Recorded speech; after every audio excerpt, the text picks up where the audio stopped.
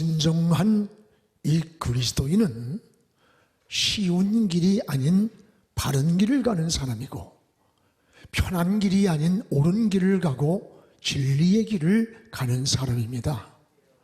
이 갈림길에 놓일 때에 양심과 믿음을 따라 선택을 합니다. 초대교회 성도들이 그러했습니다.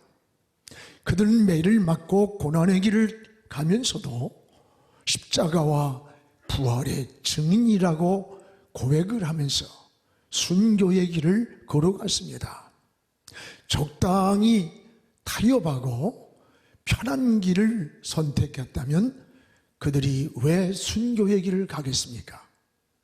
이런 그리스도인들이 바로 하나님이 주시는 저 하늘의 평안을 누렸고 하늘의 행복을 누린 자들입니다. 저는 한국교회 목회자들을 대표하는 분을, 저는 순교자 주기철 목사님을 늘 생각을 합니다. 그는 일제강점기에 신사참배를 거부하고 갖은 고문을 당하면서도 자신의 신앙을 지키며 나라와 민족을 위해 끝까지 저항을 했습니다. 주기철 목사님은 47세의 젊은 나이에 옥중에서 순교의 길을 가면서도 한국교회에 유일하게 남긴 유산이 하나 있습니다. 그의 목회 철학으로 삼았던 일사각오입니다. 하나님의 나라를 위해, 복음을 위해서 죽음까지도 각오한다고 하는 그런 뜻입니다. 여러분, 가장 무서운 사람이 누구라고 생각합니까? 여러분, 죽을 각오를 하는 사람이에요. 오늘 사도 바울의 신앙이 바로 그런 일사각오입니다. 그리스도를 위하여 목숨을 내놓았습니다. 가장 무섭고 가장 힘 있는 사람입니다. 그는 싸우려고 덤비는 사람이 아닙니다. 죽으려고 덤비는 사람이었습니다. 그가 바로 사도 바울이었습니다. 하나님의 뜻이라면, 이것이 성령이 인도하는 길이라면 목숨도 두려워하지 않는다는 고백을 볼 수가 있어요. 그래서 오늘 사도행전 20장 24절에 내가 달려갈 길과 주 예수께 받은 사명 곧 하나님의 은혜의 복음을 전하는 일을 위해서는 나의 생명조차 조금도 귀하지 여기지 않는다 라고 하는 고백입니다.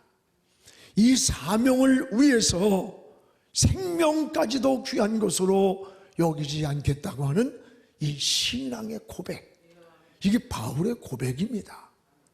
그의 생명까지 투자할 만한 가치가 뭡니까? 하나님 앞에 받은 사명이라는 거예요. 이 세상의 모든 만물은 나름대로 사명을 가지고 사는 거예요. 꽃은 피는 사명이 있고 나무는 열매 맺는 사명이 있습니다. 선생님은 가르치는 사명이 있고 마이크는 소리를 내는 사명이 있습니다. 오늘 여러분, 개는 짖는 사명이 있습니다. 근데 어느 날 집에 이 도둑이 들어왔는데 그날 개가 짖지를 않더래요. 그 주인이 화가 나서, 야, 너 왜 도둑이 들어왔는데 짖지를 않느냐 라고 했더니 개가 하는 말이, 우리 집 주인이 부정부패하는 도둑놈이라 내가 안 짖었다고 하더래요. 여러분, 이 세상 모든 만물은 모두에 주어진 자기 사명이 있는 거예요. 그런데 그리스도인이 어떻게 하나님 앞에 사명이 없겠습니까?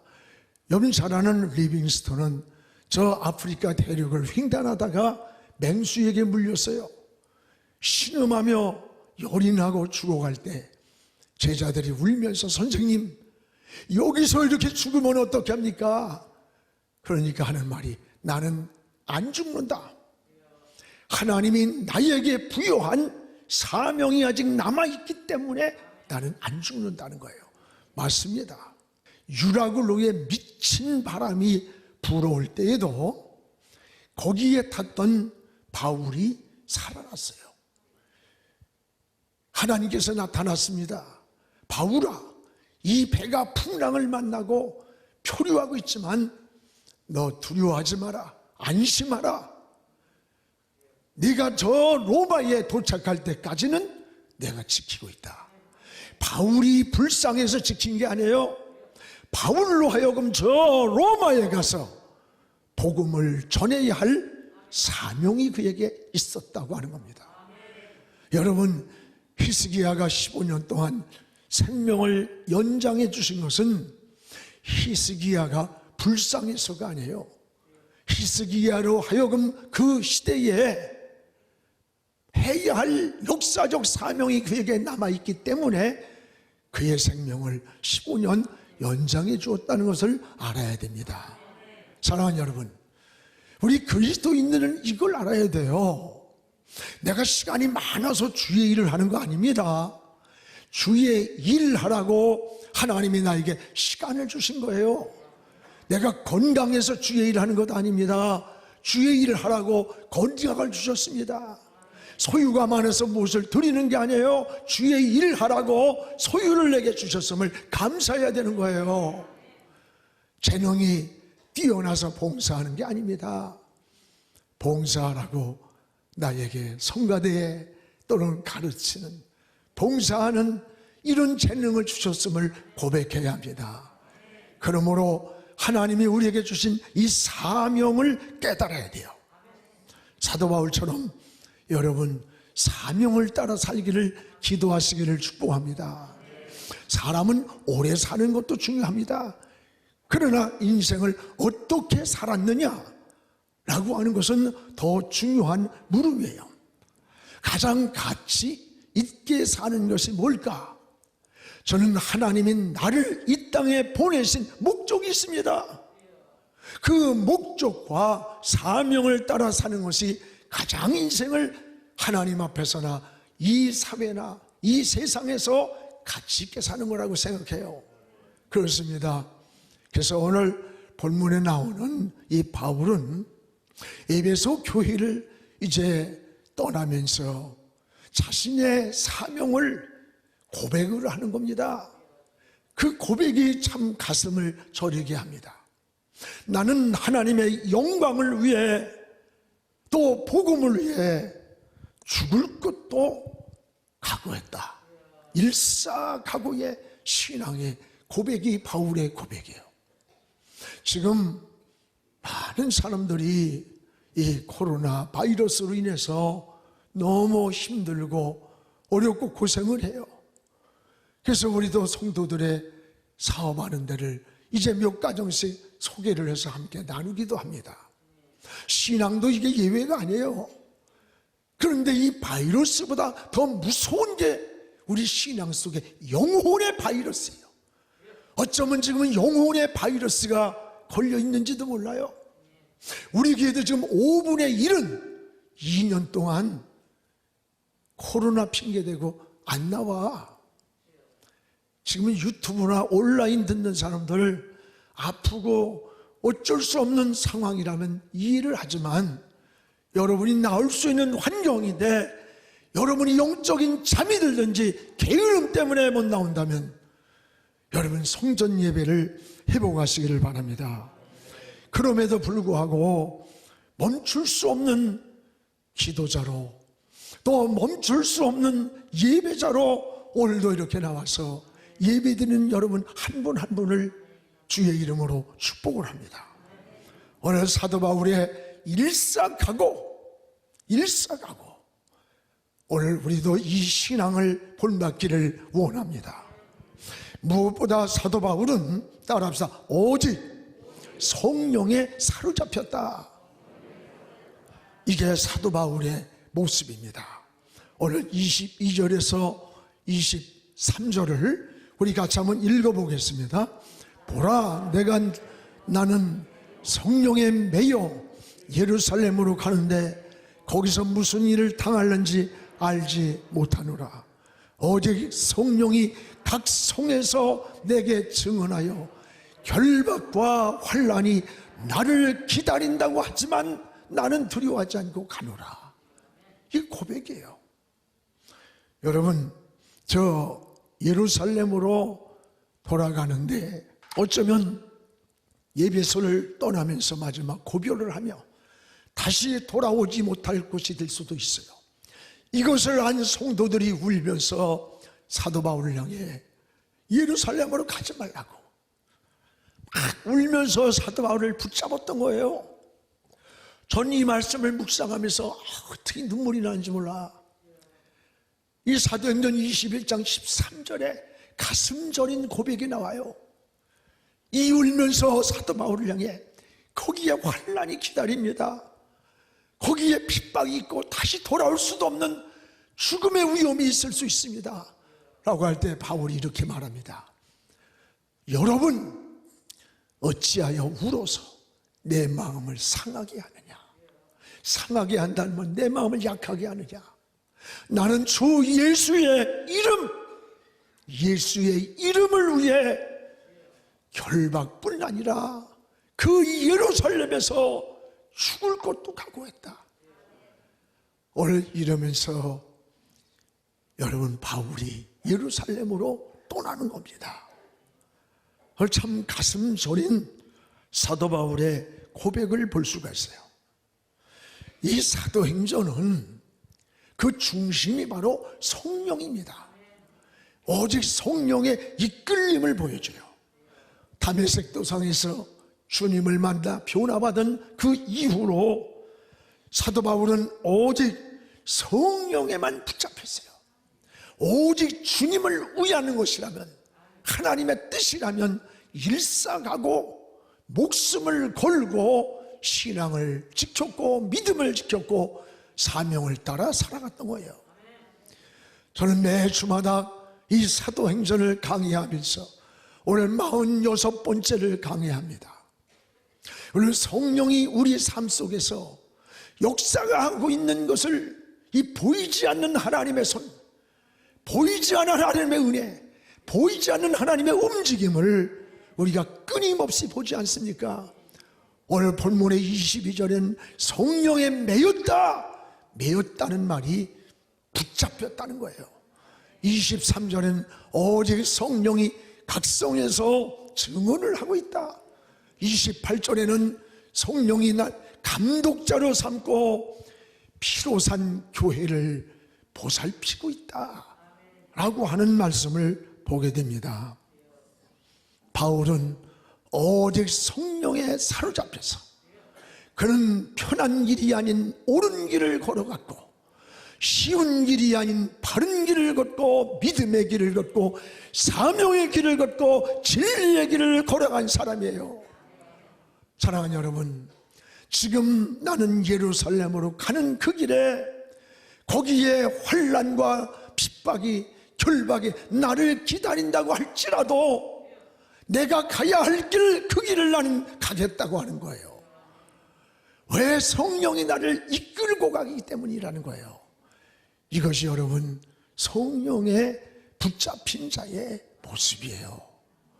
사도 바울의 일사각오의 신앙입니다. 사랑하는 여러분, 여러분은 지금 인생을 무엇에 붙잡혀 삽니까? 사도행전 16장에 보면 귀신에게 붙잡힌 자도 있고, 물질에만 붙잡힌 자도 있고, 명예에만 붙잡힌 자도 있고, 여러 가지 붙잡혀 살아 자기 인생을 살아가는 모습이 나옵니다. 오늘 여러분, 그러나 사도 바울은 오늘 성령에 붙잡혔어요. 여러분도 이 성령에 붙잡힌 자가 되기를 축복합니다. 이 성령은 우리의 스승이 되십니다. 그래서 요한복음 14장 26절 같이 한번 읽읍시다. 보혜사 곧 아버지께서 내 이름으로 보내실 성령, 그가 너희에게 첫째 모든 것을 가르쳐준다. 두 번째, 내가 너에게 말한 모든 것을 생각나게 하리라. 여러분, 하나는 가르쳐 주신다는 거예요. 우리가 몰라서 잘못되는 경우가 굉장히 많습니다. 우리가 지혜로운 것 같지만요, 1분 아니 10분 아니 1초 앞도 몰라요. 이게 우리 인생 사는 거예요. 저는 송수다리가 끊어질 때 세미나를 인도하러 갔어요. 막 가는데 그 시간입니다. 그런데 잠실 쪽에서 친구가 자기를 태워가지고 가래. 그래서 매일 송수대교를 그날 그 주간에 건너갈 시간이었는데 방향을 그 위로 돌렸어.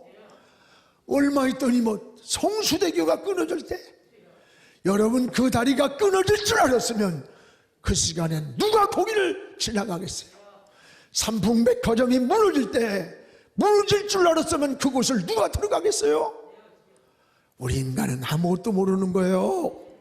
저 인도네시아에서 수마트라 섬에서 큰 지진이 2004년도에 났어요. 놀라운 사실은 3, 4일 전서부터 산토끼가 내려오고 고양이가 뛰고 들짐승들이 쥐까지 막 나와서 뛰어다니더래. 얼마 있더니 다 도망을 갔는데 사람들은 지진이 밀려오는 그 시간까지 보트를 타고 물놀이를 하면서 거기서 거대한 휴양지에서 휴양을 즐기고 있다가 그때 여러분 지진에 죽은 자가 얼마인 줄 알아요? 23만 명이에요. 그래서 몇 년 동안 거기서 나온 잡는 물고기를 먹질 못했어요. 너무 많은 사람들이 거기서 죽어 수장이 됐기 때문에. 인간이 지혜로운 것 같지만 하나님을 떠난 인간은 1분 앞을 모르고 사는 게 인간이라는 걸 알아야 돼요. 여러분, 돼지를 미련하다고 그랬죠? 어느 글을 보니까 돼지는 아무리 좋은 걸 줘도 자기 정량의 80%밖에 안 먹는데요. 그런데 인간은요 150%에서 200% 먹는데, 그래가지고 인간은 위장병이 많은데 돼지가 위장병 걸렸다는 거 들어봤습니까? 하나님을 떠나면 인간이 우둔해지는 거예요. 지혜로운 게 아니야. 하나님을 바라볼 때 하늘의 평안이 오고 하늘의 지혜를 얻는 겁니다. 그래서 오늘 성령의 인도를 따르고 성령의 길을 묻고 성령의 인도하심과 함께 걸어가는 그런 삶이 되시기를 축복합니다. 또 하나, 성령은 인생의 길을 가르치는 분이에요. 우리의 선악을 가르칩니다. 또한 성령은 우리를 스승이 되어 가르치는 뿐만 아니라 우리가 살아가는 인생을 생각나게 하시는 분이라는 거예요. 모든 게 생각나도록. 인생은 자꾸 생각날 때 자신을 돌아보게 되고 책임질을 하게 돼요. 회개할 것이 생각나게 하십니다. 베드로가 하찮은 닭울음 소리가 들려올 때에 간밤에 닭 울기 전에 3번 나를 부인하리라고 한 그 주의 말씀이 생각나서 밖으로 뛰어나가 통곡을 하며 울었습니다. 여러분, 요나가 물고기 뱃속에서 주의 말씀이 생각이 나서 다시 사명의 자리를 회복하고 하나님의 뜻을 따라 돌아오게 되는 거예요. 문제는 이것이 우연이느냐? 아니라는 겁니다. 하나님의 인도였고 성령의 인도하는 길이라는 것을 알아야 돼요. 그러므로 여러분, 우리가 무엇을 하든지 우선순위가 뭡니까? 먼저 하나님의 인도를 받으십시오. 성령님을 의지하십시오. 성령께 길을 물으십시오. 우리의 스승이 되십니다. 성령은 우리의 길의 인도자가 되십니다. 그리고 믿음의 길로 우리를 인도해 주시는 것입니다. 또한 여러분, 성령은 우리를 위해 중보 기도를 해주신다 그랬어요. 로마서 8장 26절에 우리 같이 읽읍시다. 이와 같이 성령도 우리의 연약함을 도우시나니 우리는 마땅히 기도할 바를 알지 못하나 오직 성령이 말할 수 없는 탄식으로 우리를 위하여 친히 간구하시느니라. 오늘 여러분, 우리 연약함을 도와주는 분이 성령이에요. 나는 기도할 바를 모르고 당황하고 있을 때 말할 수 없는 탄식으로 내 안에서 내 속에서 나를 위해 대신 기도해 주는 그분이 성령이라는 거예요. 여러분, 인생을 살다 보면 갑작스러운 위기를 만날 때가 있어요. 또 여러분 큰 충격을 받을 때 있잖아요. 갑자기 재난도 만나고 또는 갑자기 인생이 끝났다는 불치의 병을 선고받기도 합니다. 어제도 우리 어느 성도가 목사님 암이에요. 암이랍니다. 그 진단을 받는 시간에 기절을 했대. 아무 생각도 나지 않는데. 우리 인생을 살다 보면 이럴 때가 있어요. 이럴 때에 우리가 무엇을 해야 할지 기도할 바도 모르고 우리가 있을 그때에 성령께서 말할 수 없는 탄식을 하면서 우리의 연약함을 도와주고 우리를 위해 기도해주는 그분이 바로 성령이시라는 거예요. 여러분 성령을 의지하세요. 성령의 도움을 이 사순절에 구하는 여러분 되기를 주님의 이름으로 축원합니다. 말할 수 없는 탄식으로 나를 위해 기도해주는 그분이 누굴까? 바로 성령님이에요. 우리는 찬송가 누군가 나를 위해 기도하네. 그 누군가가 누굽니까? 누군가 널 위해 기도하는 그분이 바로 성령이세요. 오늘 여러분 사도 바울처럼 성령께 붙잡힌 자가 되시기를 축복합니다. 또 하나, 바울은 따라합시다. 복음에 미친 사람이다. 복음에 미친 사람이 사도 바울이에요. 우리 24절을 같이 읽겠습니다. 내가 달려갈 길과 주 예수께 받은 사명 곧 하나님의 은혜의 복음을 전하는 일을 위해서는 나의 생명까지 조금도 귀한 것으로 여기지 아니하노라. 집사람과 결혼을 하기로 약속을 할 때 제가 조그만 포켓 성경에다가 이 사도행전 20장 24절을 써서 주면서 나는 앞으로 내 살아가는 생이 이렇게 살기를 원하고 이렇게 하기를 되기를 기도한다. 그러면서 물었더니 동의한다고 그래. 그래서 지금까지 살고 있어. 그때나 못한다 그랬으면 나는 가야 할 길이 분명한데 어떻게 해. 내가 사랑하고 있다고 뭐 결혼할 수도 없는 거고 목회를 뭐 안 할 수도 없는 거고 누군가 만나서 나는 불행했을 것 같아. 아무리 생각해도 잘 만났어. 그러나 다시 만난다면 또 다시는 안 만나. 오늘 사랑하는 여러분, 우리가 인생을 살아가면서요 생명보다 사명이다. 이게 바울의 그 사명이 무엇일까? 복음이에요. 이 복음을 전하는 일에 미쳤다는 거예요. 여러분 미치면 삽니다. 사람이 어떤 한 분야에 미쳐버리면 그 사람이 전문가가 된다는 걸 알아야 돼. 공부를 하든 사업을 하든 예술을 하든 정치를 하든 자신의 분야에서 미쳐버려야 돼요. 목회도 그래요. 어정쩡하게 걸터 있으면요 모두가 불행해지는 거예요. 미쳐야 돼. 예수께 미친 사람, 복음에 미친 사람을 하나님이 쓰셨던 겁니다. 하나님이 그를 붙들어줬고 책임졌고 하나님이 그를 통해 기적을 이뤘던 거예요. 뭐든지 문제가 뭔 줄 알아요? 설미치는 데 있는 겁니다. 과일도 설익으면 못 먹어요. 밥도 설익으면 못 먹어요.